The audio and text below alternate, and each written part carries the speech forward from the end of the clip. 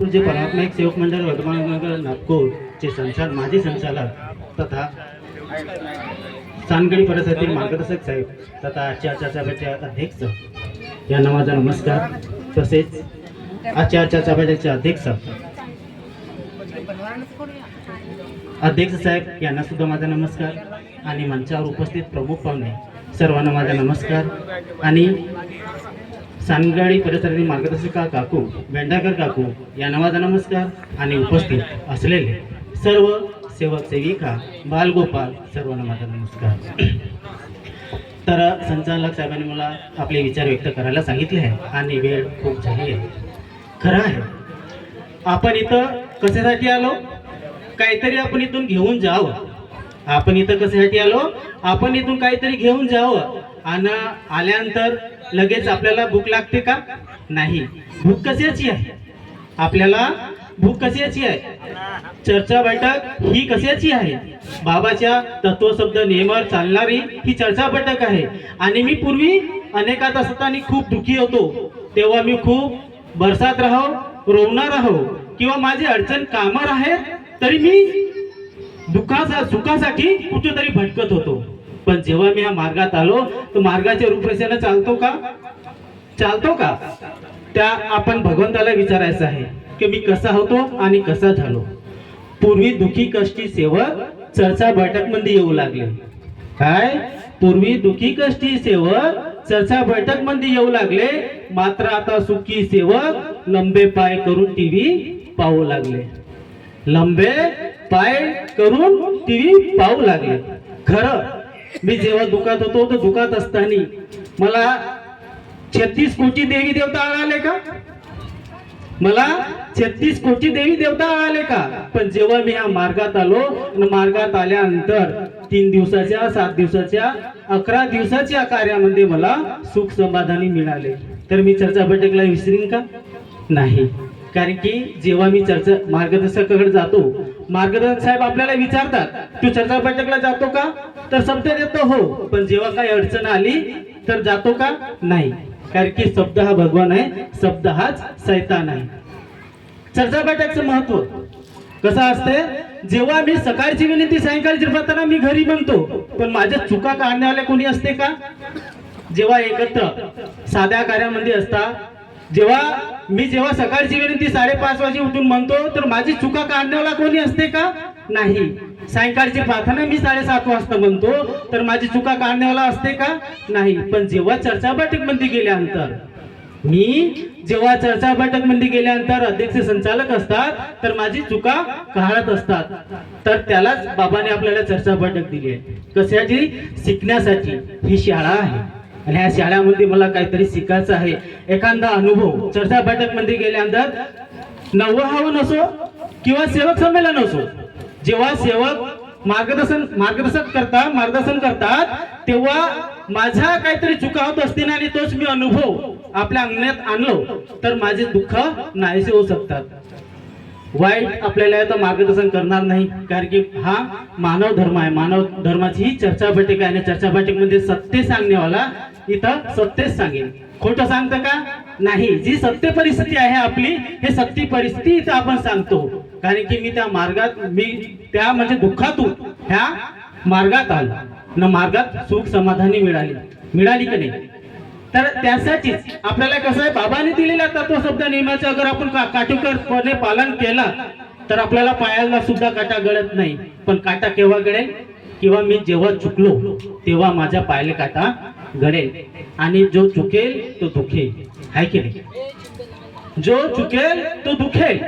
त्यासाठी आपल्याला नेहमी ह्या मार्गात आल्यानंतर बाबाने सांगितलंय बाबाने आपल्याला पदवी दिली आहे. कोणती पदवी दिली आहे? सेवक.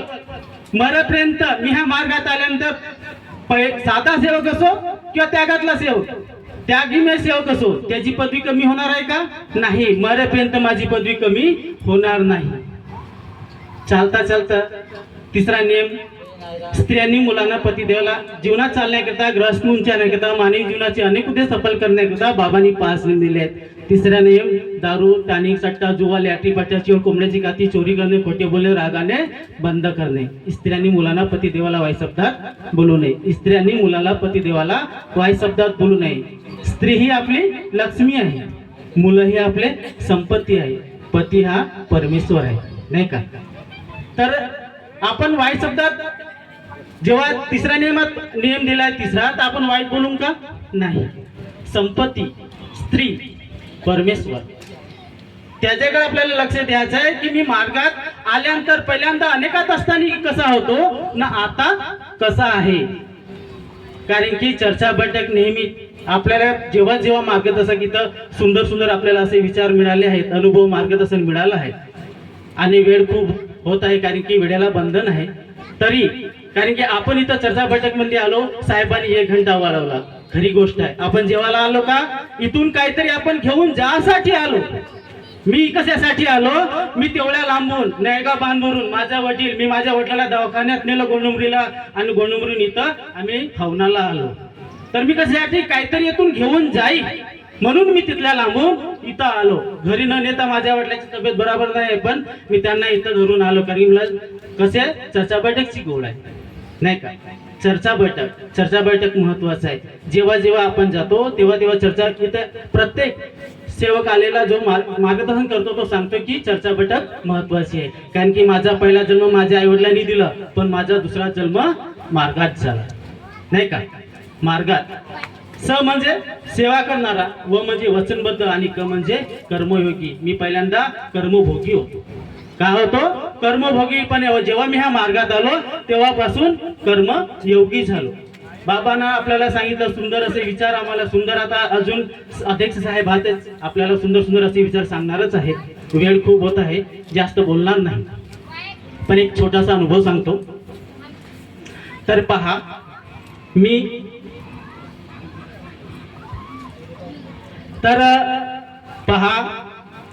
माझा बूट हाऊस सोंदलला आहे, माझी राखेची वस्ती आहे, आणि मी बोटोल्याला इथं राहत होतो. तिथून मी आता माझ्या मुलाबाळाच्या शिक्षणासाठी मी नायगाव बांधला गेलो.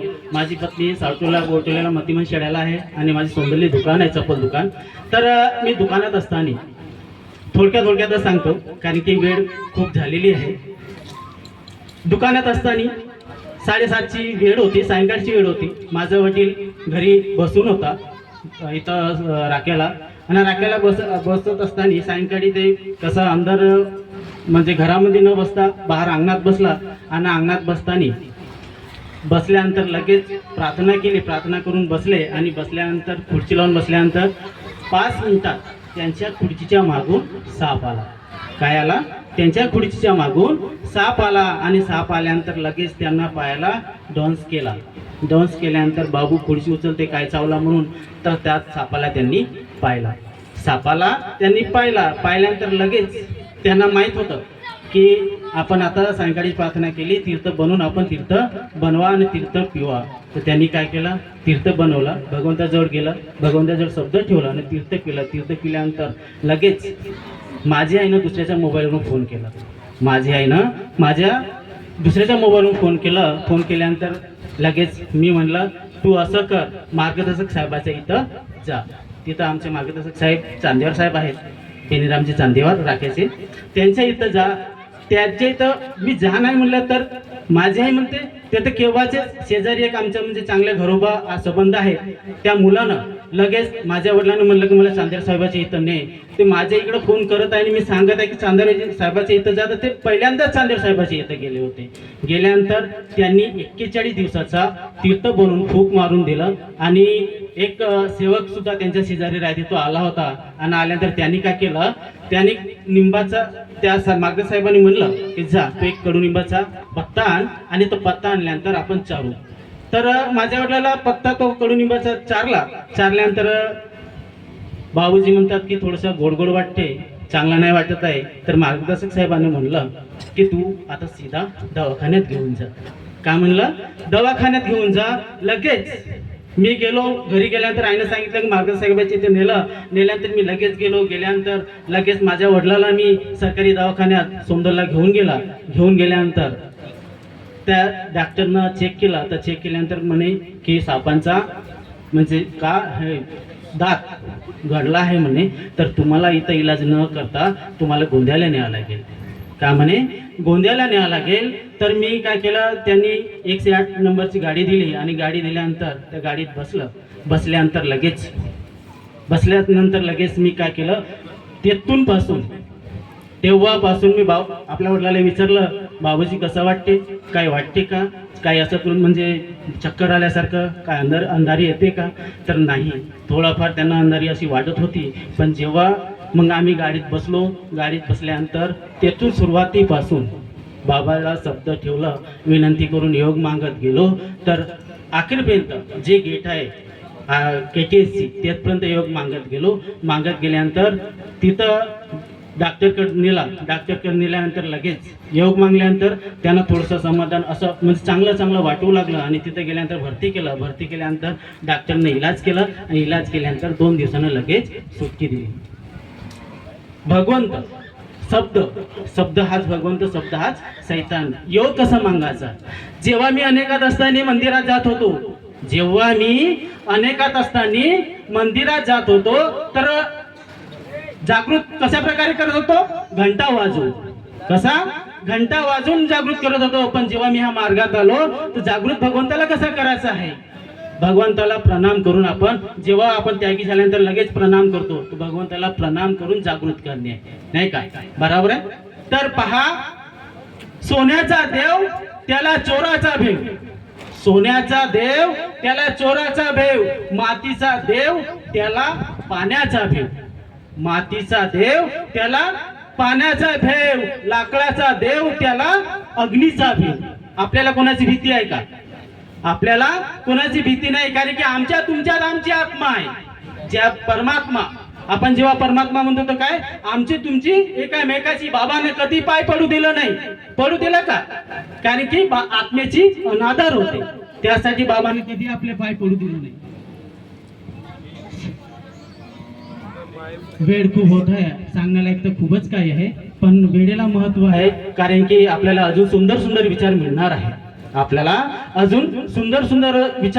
आहेत. या झोपडीत माझ्या,